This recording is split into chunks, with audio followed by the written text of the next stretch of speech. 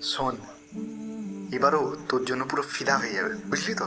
কি করতে হবে জলদি বল। তুই স্কুল যাবি সুন্দরভাবে সাজুগুজু করে, মিড ডে মিলের সময় সবার সামনে গিয়ে ওকে প্রপোজ করবি।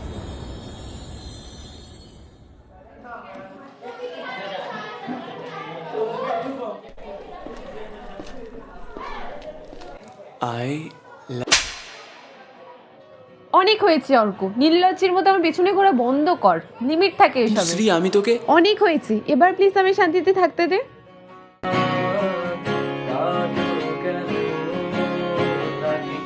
4 বছর ধরে অনেক তো চেষ্টা করলি ওকে পাওয়ার, এবার কি করবি? ওকে পাওয়ার জন্য, ওকে হ্যাপি রাখার জন্য না হয় নিজেকেই সরিয়ে নেব।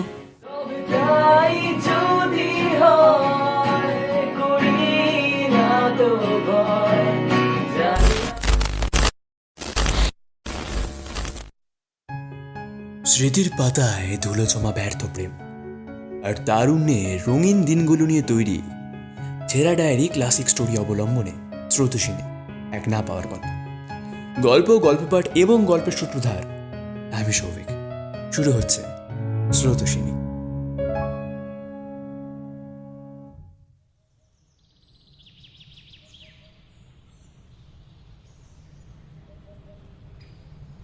দেখতে দেখতে বহু মাস কেটে যায়। একদিন বিকেলে আমার বন্ধু দিব্যেন্দু আমাদের বাড়ি এসে বলে, কি ব্যাপার রে, স্কুল টুল যাচ্ছিস না যে? না রে, শরীরটা খুব একটা ভালো নেই। প্রতিবারের মতোই দিব্যেন্দু আমার বাড়ি এসে সর্বপ্রথম যেটা ধরে সেটা হলো আমার মোবাইল। আমার ফোনটা নিয়ে দিব্যেন্দু বলে, শ্রী মেসেজ দিয়েছে রে, সিন করলি না যে? ইচ্ছা নেই রে। কি হয়েছে বলতো? স্কুলেও দেখছি চুপচাপ, ইভেন শ্রীয়ের সাথেও কথা বলছিস না, কি ব্যাপার? না, এমনি। এই, শ্রী ভয়েস মেসেজ পাঠিয়েছে।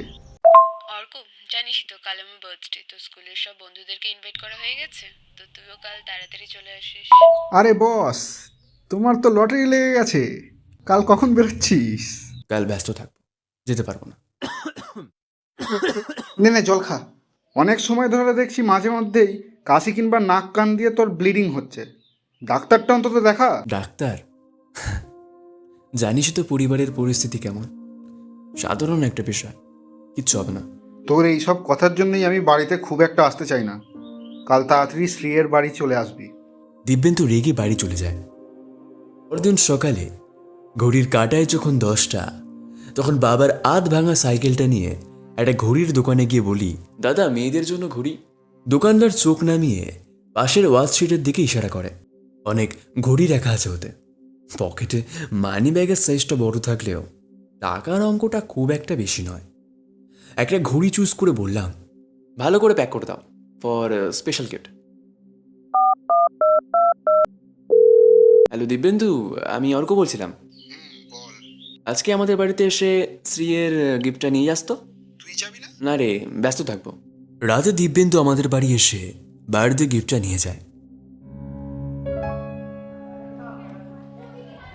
পরদিন স্কুলে সব বন্ধু একত্রিত হয়, আমিও ছিলাম সেখানে।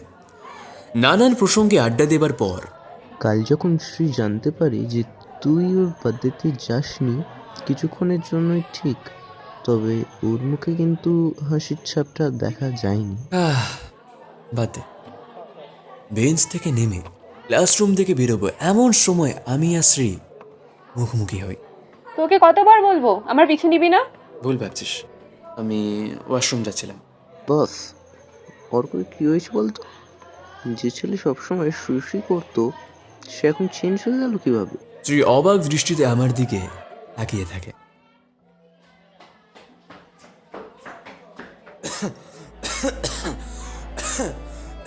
তের ছিটে ফোটা ভরে গেল চারিদিক এবং আস্তে আস্তে চোখে অন্ধকার ঘনিয়ে আসলো।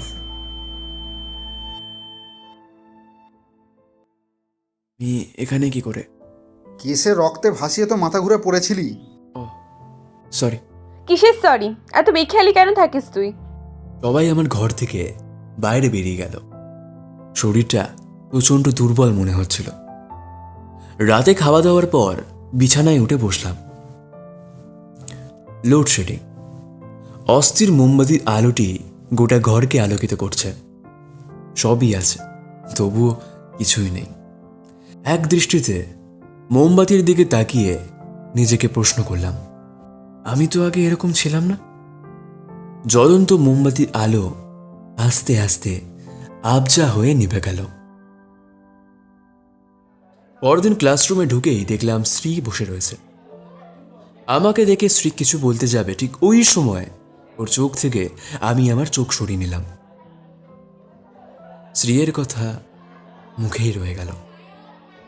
যেই একগুচ্ছ হাসি নিয়ে সে আমার সাথে কথা বলতে যাচ্ছিল, সেই গাল ভরা হাসি আর রইল না। Mid day meal time. যখন আমি আমার বেঞ্চ থেকে নেমে লাঞ্চের জন্য বাইরে যাব, এমন সময় তুই আমার পিছু নেওয়া বন্ধ করবি? ভুল ভাবছিস কিন্তু আমি আর আগের মতো নেই। আমি লাঞ্চ করতে যাচ্ছিলাম। আর কত ইনসাল্ট করবি রে? তুই পুরোটাই পাল্টে গেছিস। পাল্টে গেছি মানে কি? আমি বারবার নির্লজ্জের মধ্যে তোর পিছনে ঘুরবো, তুই বারবার আমাকে ইনসাল্ট করবি। শ্রী, আমিও একটা মানুষ, রোবট তো নই। শ্রী আর কোনো উত্তর দিল না। আমিও আর কোনো কথা না বাড়িয়ে বেরিয়ে গেলাম ক্লাসরুম থেকে। ঠিক ওই সময় দিব্যেন্দু ক্লাসরুমে ঢুকে শ্রীকে বলে, কি হলো শ্রী, মুখটা বাংলার 5 করে রেখেছিস যে? অর্ক পুরোটাই পাল্টে গেছে। আগে নানান বাহানা করতো আমার সাথে কথা বলার জন্য, তবে এখন কথাই বলতে চায় না। পরিবর্তন তো কেউ আর এমনি হয় না।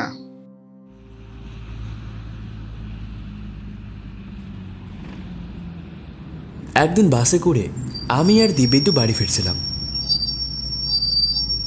বাস থেকে নেমে দিব্যেন্দু আমাকে বলে, আজ শ্রী তোর কথা বলছিল। বুঝলাম। দেখ ভাই, আমি চাইলে আবার আগের মতো শ্রীকে জ্বালাতন করতে পারি, তবে ও যদি আমার ছাড়া ভালো থাকতে পারে, তাহলে আমি কখনোই সেই ভালো থাকাটাকে নষ্ট করব না। তবে কেউ চাইলেই ভালোবাসা যায় না, আবার ইচ্ছে হলেই তাকে ভোলাও যায় না।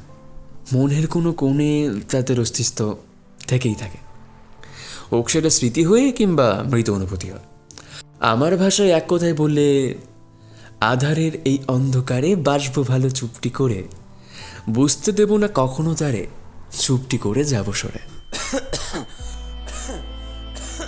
আমার জামা রক্তে ভরে গেল, চারিদিকে অন্ধকার নেমে আসলো, নাকের এক পাশ দিয়ে রক্ত ঝরতে লাগলো। ওই অন্ধকারের অস্পষ্টতায় শুনতে পারছিলাম দিব্যেন্দুর আবছা কণ্ঠস্বর। তারপর আমার কিছু মনে নেই। চোখ খুলল হাসপাতালের বেডে। ক্রমাগত স্যালাইন চলছে। আগের তুলনায় স্বস্তি লাগলেও আবজা শিহরণ খেলছে মাঝে মাঝে। লোকমুখে শুনলাম রক্ত অনেকটাই ঝরেছে, কিন্তু অনেক কিছু বলতে চাইলেও মুখ খোলার মতো ক্ষমতাটা আমার ছিল না।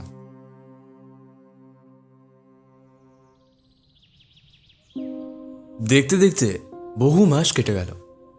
দিব্যেন্দু, শ্রী এবং রুক্মিণী একসঙ্গে গ্রুপ স্টাডি করছিল। সেই সময় শ্রী বলে, অর্ক কোথায় রে জানিস? হ্যাঁ, ও নিজের গ্রামের বাড়ি গেছে। মনে পড়ছে বল? না, মিথ্যা বলিস না। আরে মিথ্যে বলছি না। তাহলে তোর চোখের এক কোণ ভেজা কেন? এই কথা শুনে শ্রী আর নিজেকে সামলাতে পারল না। নিচু স্বরে শ্রী বলে, যখন আমি বিরক্ত করতো তখন বিরক্ত লাগলো, যখন থেকে ও আমায় বিরক্ত করে ছেড়ে দেয়, আমি আরো বিরক্ত হয়ে যেতে লাগলাম। চেয়েও যখন স্কুলের সবার সামনে চর মেরে অপমান করলি, নির্লজ্জ বললি, তখন তোর অনুভূতি কোথায় ছিল? অর্ক তোকে খুব ভালোবাসে শ্রী। আমি কালকেই ওর কাছে যাব, ওকে আমার করে নেব, প্রয়োজনে ক্ষমা চেয়ে নেব। 4টে বছর যে হাজার অপমান সহ্য করে তোকে ভালোবেসে গেছিল, সে কি করে একটা চলে তোকে ভুলতে পারে? দিব্যেন্দু জানত আমার গ্রামের বাড়ি কোথায়। তারা সবাই পাড়ি দিল মেদিনীপুর, আমার গ্রামের বাড়ির উদ্দেশ্যে। প্রায় 3.25 ঘন্টা জার্নি করার পর তারা পৌঁছালো আমার গ্রামের বাড়িতে। একজন ভদ্রলোকের বাড়ি গিয়ে শ্রী জিজ্ঞেস করলো, দাদা, বাবাই দাশগুপ্ত বাড়ি চেনেন? লোকটি তার চশমা খুলে উল্টো দিকে ইশারা করলো। সবাই ওই বাড়িটির কাছে যাচ্ছিল। ঠিক তখনই লোকটা বলল, ওর ভালো নাম অর্ক হলেও এই গায়ের সবাই ওকে বাবাই নামে জানত। বাবাই ছোটবেলায় ওর মাকে হারায়।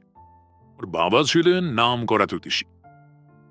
বছর 2 আগে তিনি গত হন। তারপর থেকেই বাবাই বর্ধমানেই থাকতে শুরু করে। মাস চারেক আগেই বাবাই এই গায়ে আসে।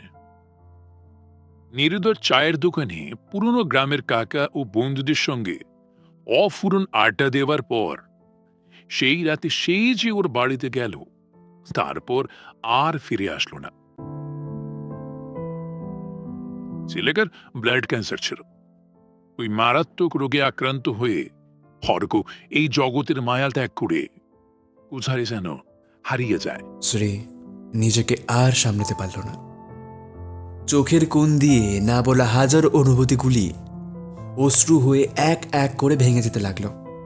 নীরব হয়ে গেল খুঁজতে থাকা সেই বিরক্তিকর মানুষটার চোখ দুটোকে।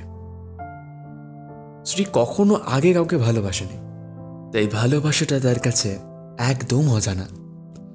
কিন্তু যখন সে কাউকে প্রথম ভালোবেসে ফেলল, তখন সেই অসম্পূর্ণ গল্পর প্রথম অধ্যায় লেখার আগেই সে রূপকথার মানুষটাকে চিরকালের জন্য হারিয়ে ফেলল।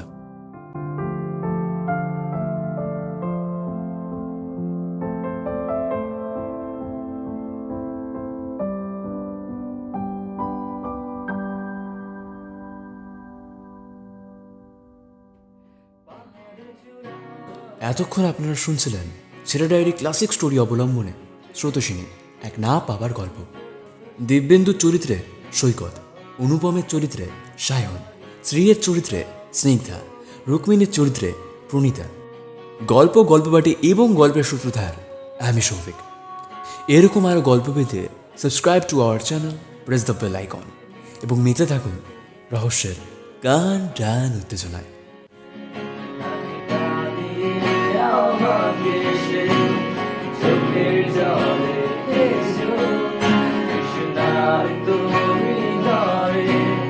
আমি পড়েছি কার মতো, তবে তাই যদি হয় করি না করি